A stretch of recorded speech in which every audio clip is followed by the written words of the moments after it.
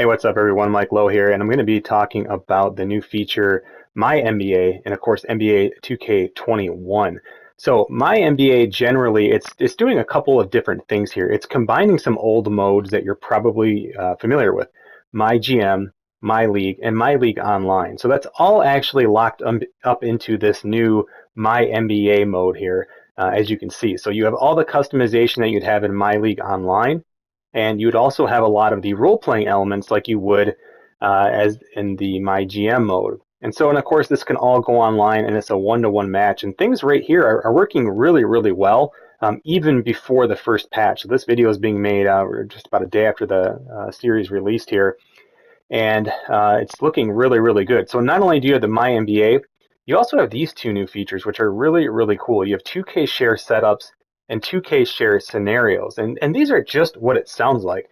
So 2K share setups, for instance, if you are somebody who maybe are constantly restarting a league or and always sick of kind of setting the same settings over and over, you can actually create kind of a base to start from. And that's something I've done here.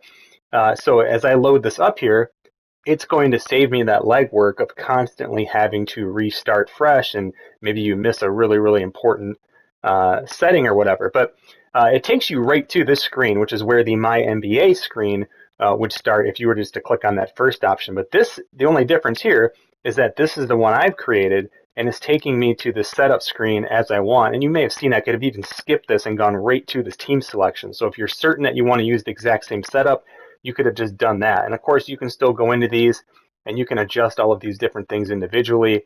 You can turn it on for an online league. There's all kinds of different things here you can do, including starting from the regular season or off season. So when you go beyond this screen, you'll have more options, and all of this saves into that setup. And so whether it's the general setup, the off-season automation, contracts, trades, injuries, etc., all of this saves into it. As you advance past, same thing here. You can go in and adjust any of the different rules you want to have in your kind of new default setup. So if you want to just turn or change the shot clock to 24 seconds, and you know you want to do that every single time, you could turn that on and advance here. This is the screen where you'll be able to save your settings. You can hit L3, and that will kind of take you through this process here of saving it. You can override or save a new one. And you can also jump in and hit R3 on the PlayStation 5 and do a lot of different automation setups on a team per team basis, or just generally across the league. And so again, this is the one I have set up, which is all 30 team control, but you might want to deselect those and say just be the Bulls or whatever. And then you can go in and just make those changes that you want to make for the Bulls. These are the team feature settings. R2 takes you over to the team automation settings, and again, with 30 team control, all these were defaulted to on in my setup. They might not be in the one you create.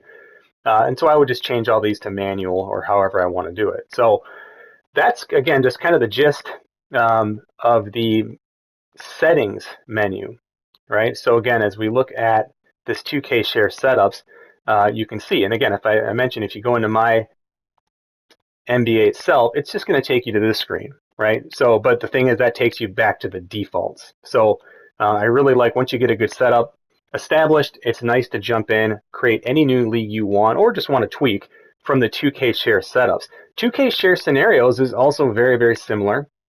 And these are also can be either ones that you've created. I don't have any created here. Or they're ones that are uploaded from the community. And so again, some of these, again, you're going to see things like 12 team setups, all-time teams. You're going to see lots of different things. Like some people have created something like this that take you right to the 2021 draft. So let's click into one of these correct drafts. And I know one of these takes us to the 2021 draft. So you can see it, right? It jumps us right in to where this person has saved their setup. And so their scenario, I should say scenario, not setup, but their scenario here jumps you right to essentially the start of the 2021 draft. You can look here and you can see that they've loaded in a draft class, it looks like. And some may use a fictional one, some may use a real life draft roster. Again, it just kind of depends on the scenario you're looking for. And again, you can create your own scenarios too. So if you always want to start, say, at the end of the 2020 season, maybe when they start firing coaches or GMs, maybe you want to jump in at that point, you can set that up. So again, that's just a really, really simple look at a few of the different ways in which you can get yourself started using the new MyNBA feature. As I mentioned, I do have my own setup that I'll be updating throughout the year. So if you're looking for 2K chair setups, you can jump into one and you can look for, you can just search for Mike Lowe and it should pull it up here. The one with the updates is the one you want to be looking at. I'm not actually sure how to delete these. I don't think there's actually a delete option, but this realistic GM setup is the one. And of course, you can see there my Twitter handle, MikeLowe47. So yeah, thanks for checking this out. I hope this is helpful to at least get you started and a little bit better acquainted with MyNBA and all of the different features that are there, again, including MyNBA itself, 2K share setups, and 2K share scenarios. Thanks for watching, everybody.